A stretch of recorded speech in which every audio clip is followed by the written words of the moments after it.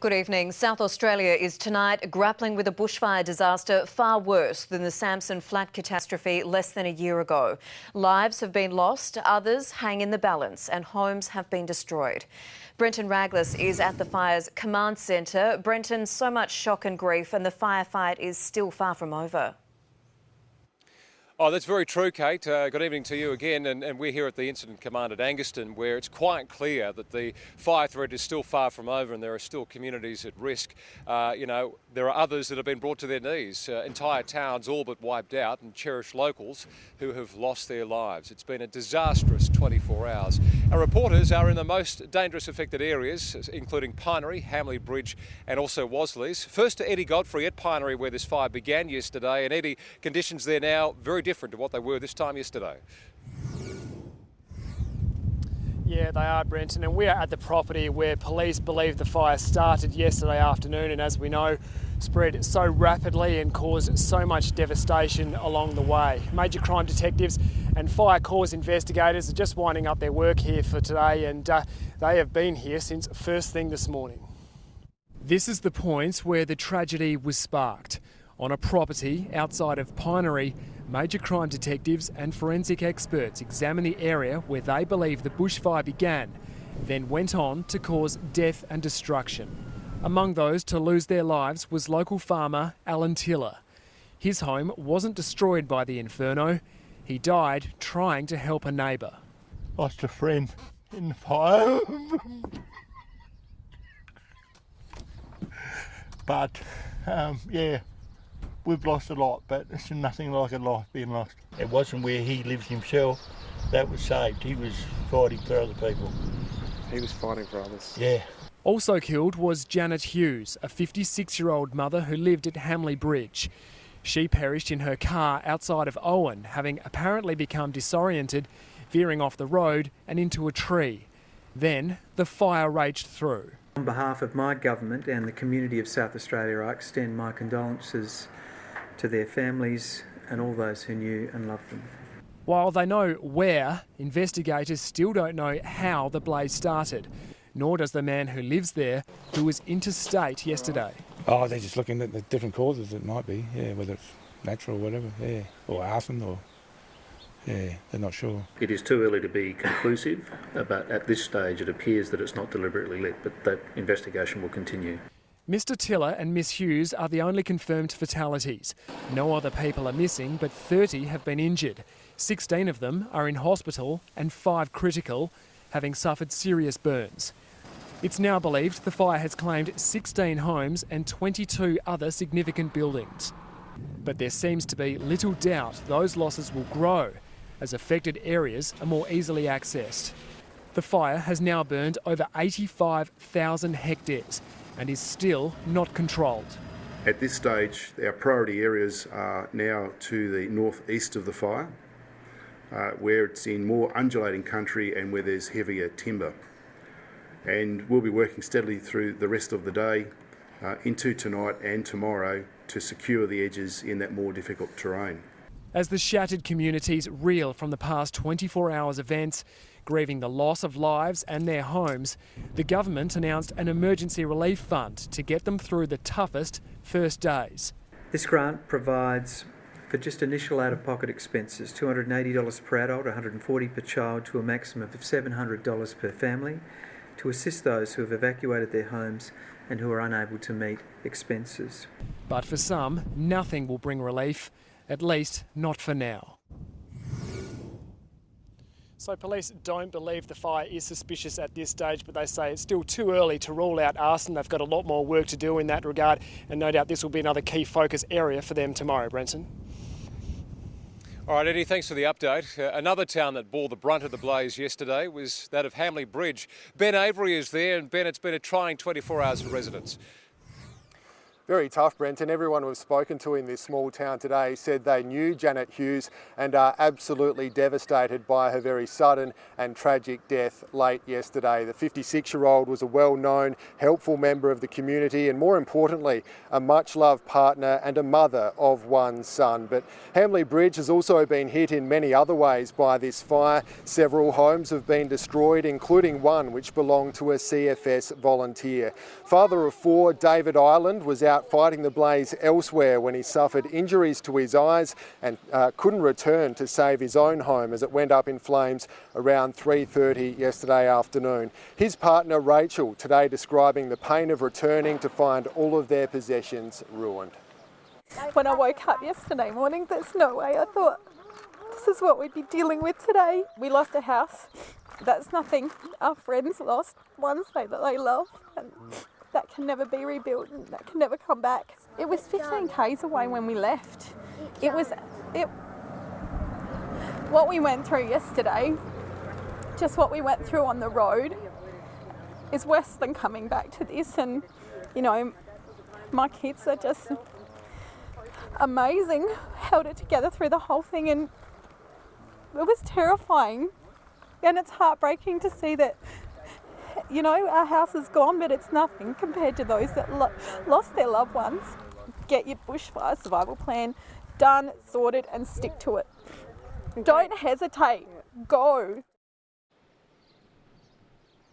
Now, right next door to the island's home, a newer property was also destroyed, and sadly, that one belonged to David's stepmother and her partner, Anton Nowak. Now, we were here as he sifted through the charred remains of his property this afternoon and came to terms with the fact that he too has lost everything. A lot of work we did here to get it the way it was, so it's gone. Everything's gone. Nothing inside, so nothing down the back. The sheds, work sheds, all my tools and everything. They had it. And the feeling of driving up here and seeing it as bad. Oh yeah.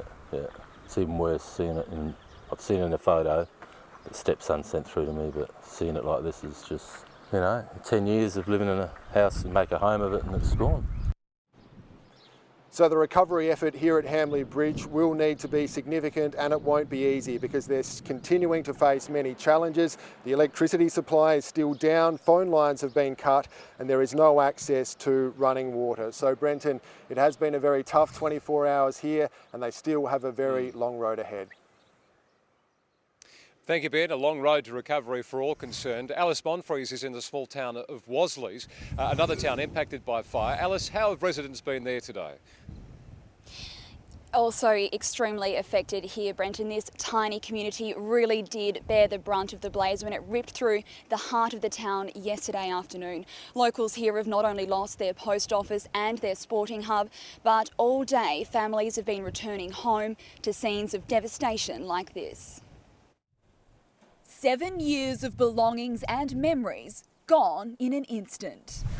Oh gosh, there's nothing. Nothing left at all. Marion Ashton fled her Wasleys home as flames tore across the property, fearing she'd left too late. I was more worried about my life than the house. Yeah, I just wanted to get out alive. Returning this morning, she discovered she'd lost everything but the clothes she escaped in. Until Fraggles, the family cat, was spotted, injured but alive, in a paddock near the home. Rushing him to the vet, where emergency surgery and a $1,200 vet bill should see him make a full recovery. Stories of survival shared between so many in the tiny community of Wasleys, including Kevin Miller, who sheltered in his car as fire raged around him. I barely got out of this town alive, but my biggest fear was actually crashing into people all trying to get around out of it. As I said, it's as black as night.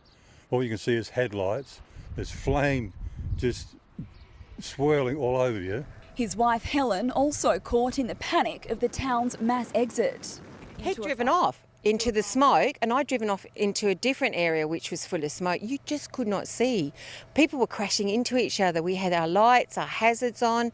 You just couldn't see in front of you. You could barely see the lights in front of you, and we were on each other's bumpers trying to get out. It was crazy. For 4 long hours, neither knew if the other was alive, until they returned home to find their vintage car yard destroyed. Many rare cars which had already been sold reduced to charred chassis. The devastating blaze tore through the heart of the tiny community, gutting the post office and the general store, along with the town's 80-year-old bowling club. This has been real devastating, not only for us, but for the actual community. Just moments before the ferocious blaze hit Wasleys, neighbours evacuated a 9-year-old girl from this home. Sent home from school, her father trapped outside roadblocks, and now their home reduced to rubble. I'm so grateful to Dawn for, she saved a life. Despite the devastation, the town has banded together, vowing to support each other through the painstaking rebuild. And people just popping in and having a drink and relaying their stories, and there's plenty of those. Unbelievable. We'll regroup, rebuild, restructure, and we'll still be here for another 80 years. Now tonight the entire community will be meeting at the local pub here, which has become a drop-in centre of sorts, not only for those who have lost everything and need support, but also for those who just want to offer help and bring along food and clothing. Thank you, Alice. And sadly, these stories of despair are being echoed right across the Mid-North. Nine's Christina Hurd spoke with a family of 5 who have been left with nothing but each other. Little hearts broken. The Anthony family returned to their home in Wasleys Road this morning to discover there's nothing left. Is there anything in the house that's salvageable? No, I've just been through there. Everything's gone. The young girls with their grandmother try to entice their frightened pet goat back so they can take him to safety.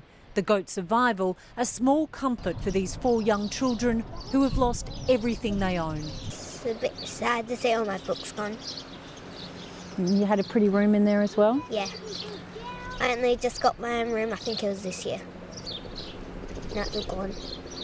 Luckily, the children were at school when the firestorm bore down on their home. It was so quick, Justin and his wife Sam didn't have time to grab a thing, just making it out with their lives. Our kids are everything, and we did everything for them, everything we could, and it's just all gone now.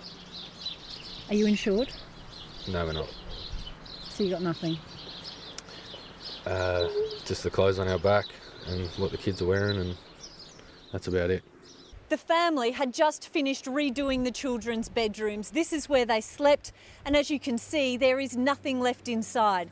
Little Michaela's name, the only thing that remains.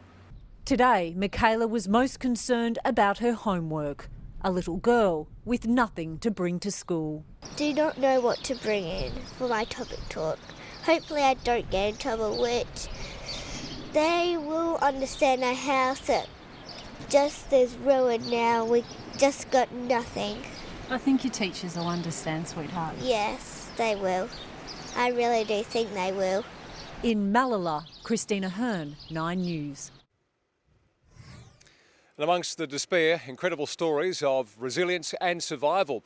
You remember yesterday we caught up with Phil Westbury as he evacuated from his home after a desperate fight for 2 hours trying to save his property. Well, today Rory McLaren returned with him to see what the devastation was there. Phil Westbury was left to survey little more than ruins today after his 2-hour battle to try and save his home during the inferno ultimately failed. House is gone. I made the decision to put out all the little spot fires and try and put out the garage, and the house was still okay, but then the house went up. I should have spent that probably 10 minutes, 15 minutes. You know, I was fighting all the little fires around the place for about 3/4 of an hour, thinking the house was going to be all right. I should have spent that time getting little odds, but we got nothing, you know. Years of loving memories caught inside Phil and his wife's home east of Malala. 3 cars, a truck, a caravan, sheds, stables, all destroyed at the property. The fire taking a heavy toll on his animals too. 5 prized racehorses sadly perishing. There was something like 50 sets of harness in there. Each harness $1,000. Other horses suffering minor burns. Native wildlife also left behind when the fire came through, fanned by 90km/h winds. But somehow surviving the blaze, Phil's dog and his granddaughter's horse. And it's all we were worried about when we come back, that Smokey was alive. Because we didn't want to ring our granddaughter up and tell her. The community already coming to the couple's aid. The lady we spoke to earlier, she's got someone bringing the caravan out, so we've got a caravan tonight. You know, so it's when you're down, there is people out there. Unlike some we've spoken to in the fire-affected area, Phil is insured and determined to rebuild to once again give his grandchildren a place to play. Rory McLaren, 9 News. And for the communities affected, everyday life has really ground to a halt. Many schools were closed today, one evacuated at the height of yesterday's inferno. Today was about regrouping with family and friends, bringing the community back together. And that occurred at a briefing at Gawler this afternoon at the Sport and Recreation Centre, where they got the latest word from authorities. 6 schools and kindies were closed today as the blaze continued to threaten towns. But after being evacuated yesterday, Malala Primary was reopened. The staff were incredibly professional, the parents and community extremely supportive, the communication was fantastic, the action plan and procedures we had in place, everything worked. About a third of the school population attended today. Many had been hit hard. Especially those that have lost, their clothing, their personal effects. I'm sure that the entire community, not just the school community, will pull together and support those families and provide everything that we possibly can that's needed. Support too coming in from the community. St Vincent de Paul receiving goods. I guess they've just told us about how we can volunteer or donate, so I think that's really important, particularly for those that are in this community where we know that there's probably a lot of our neighbours that have been affected, so it's a nice way to think that we can help somehow. As typical country people do, they will get behind each other and stand and support each other. At community meetings in Gawler and Balaclava, residents were updated on the fire and also the start of the recovery effort. Many of those at the meeting had been at the relief centre, some still unable to go home. The 3 relief centres will remain open as long as they're needed, and the government today approved emergency assistance grants for families who can't return to their homes. All South Australians can help the affected residents in a variety of ways. As well as donations of goods, Livestock SA is coordinating donations of hay and fodder, and monetary donations can be made to the Pinery Fire appeal. The worst of the fire has passed, but we've got all that rebuilding, the damage that people have had, and the longer term effects that's going to have on them. We're just locals here in Gawler, so we were really just wanting to see whether there was any way that we could be helping those that are close to us that are finding it pretty tough at the moment. Lauren Barker, 9 News. And our reporter Kim Robertson now joins us here at Angaston. Kim, you've been on the fire ground today. What are the latest conditions you've been seeing? Well, Brenton, the latest from the CFS command point here at Angaston is that this fire is still going but not growing. It won't be contained for another 48 hours. They're telling me it's still burning freely. And although the firefighting conditions were much more favourable today than yesterday, as you can see by these pictures, we were confronted by some very dangerous flare-ups which were wreaking havoc on this fire ground today. Dangerous and unpredictable winds did tear through the region at about 1 o'clock this afternoon, and they sparked several of these flare-ups between the towns of Pinery, Stockport and Hamley Bridge. We saw large plumes of smoke blanketing the sky, as well as these fires actually jumping roads. And as we got closer, there were large amounts of ash being experienced, flying in every which direction. So an absolutely tremendous effort by those firefighters who were so bravely fighting on these fires today. There's still at least 200 out there, and as we go to air, there are many still out there braving these very dangerous conditions. All right, long night to come. Kim Robertson, thank you very much. And today, Prime Minister Malcolm Turnbull pledged his support for the South Australian families affected by this bushfire disaster while speaking in Parliament. Malcolm Turnbull paid tribute to the hundreds, in fact thousands of volunteers even that are coming in here, still continuing to work on the front lines. He also extended his condolences to the family and friends of the 2 people killed by the fire.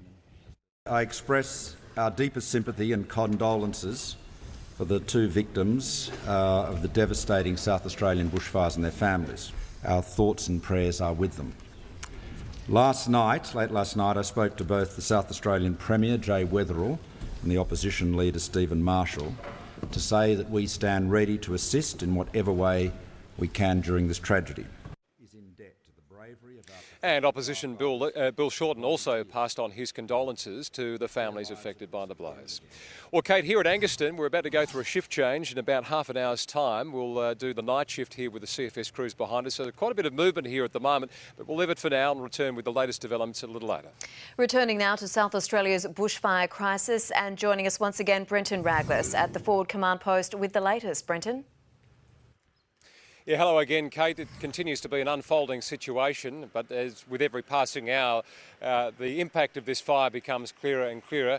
Of course, the biggest tragedy out of all of this is that 2 lives have been lost. Pinery farmer Alan Tiller was killed trying to help save a neighbour's property, while mother of 1, Janet Hughes, died when she crashed her car, apparently trying to flee the fire. We also know that 30 people have been injured, 16 are in hospital and 5 of those are critical. 16 homes have been destroyed and 22 other significant buildings have also been destroyed. The fire isn't contained yet. It's continuing to burn in a very substantial perimeter, burning more than 85,000 hectares with a perimeter of around 200 kilometres. Now, at the scene at Pinery, where this fire started more than 24 hours ago now, police have cordoned off the area, but they do not suspect arson. They believe that it hasn't been deliberately lit, but will continue to investigate the cause. Now, of course, in the last 24 hours, we've seen some amazing, absolutely incredible pictures of witnesses, residents mostly, caught in the crossfire as this inferno swept across the state's mid-north. Jessica Stanley has more. Driving right into the line of fire. This Clare resident quickly finds himself blinded by smoke while driving near Tarlee. One of many gripping videos posted online, victims turning to social media to express their fear. The panic setting in as he realises he's in dangerous territory. I shouldn't be coming through here. This close call, one of many desperate escapes surfacing on social media, dust and smoke adding to the confusion. And it was just so thick you just couldn't see through anything.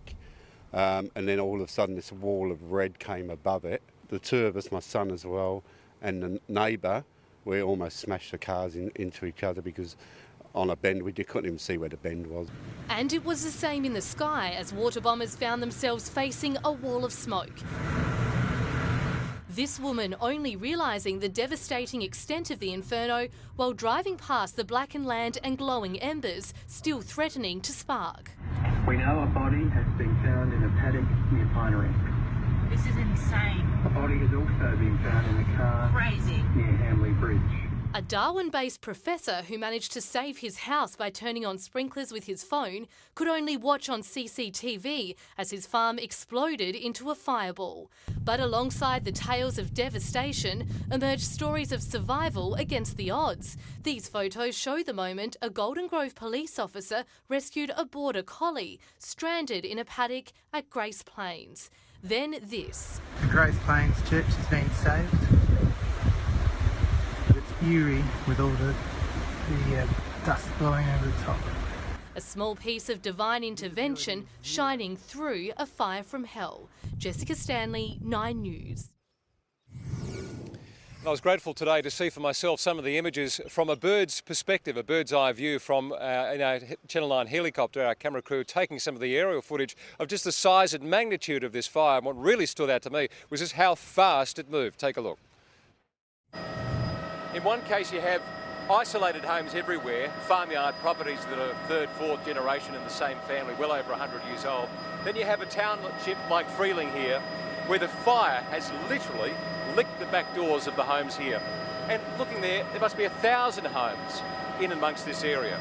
And this is where they're really worried about things like ember threat, where a fire like this causes that shower of embers to fall over towns like this. And suddenly you've got groups of houses, streets of houses, 10, potentially 20 or even more that go under fire. So again, this is evidence here of a major battle that was being fought by firefighters yesterday. And it's great to see a town like that survive, because if you look at the risk there and the areas that could have been affected, I I hate to say it, but this could have been a whole lot worse. And you can see just the pace of it. Again, the fingers of the fire. It has that ripple effect as the fire literally skims across the top surface of the crops and the stubble, the grass, leaving some areas burnt, others not. And it just moves so fast. And then you have smoke that's literally parallel to the ground. It's not moving up like a normal fire would. With that wind, the smoke is down at parallel level and picking up all the dust. So when we were driving in yesterday, it wasn't just smoke. It was picking up the dust as well, so it was literally red ochre smoke lifting up from this area, travelling right across the Riverland and into Victoria. Now, it was truly incredible, and joining me now is a dear friend of mine, former CEO of the Country Fire Service, patron of the CFS Foundation, long-standing CFS member and a volunteer working behind the Incident Command, and Vince Monterola today appointed to lead the recovery effort here of this fire stretching across the mid-north and around the Barossa Valley. And Vince, welcome, great to have you here. You also led the actual recovery to Wangari. What's the feeling like today? Well, naturally I was pleased to accept the appointment, but I'm disappointed, as most South Australians would be, that there is a need to do this because of the loss a lot of people have suffered. Now, you led the recovery 10 years ago in Wangari. Here we are. It had very similarities, actually. The fire scar itself reminded me a lot of Wangari.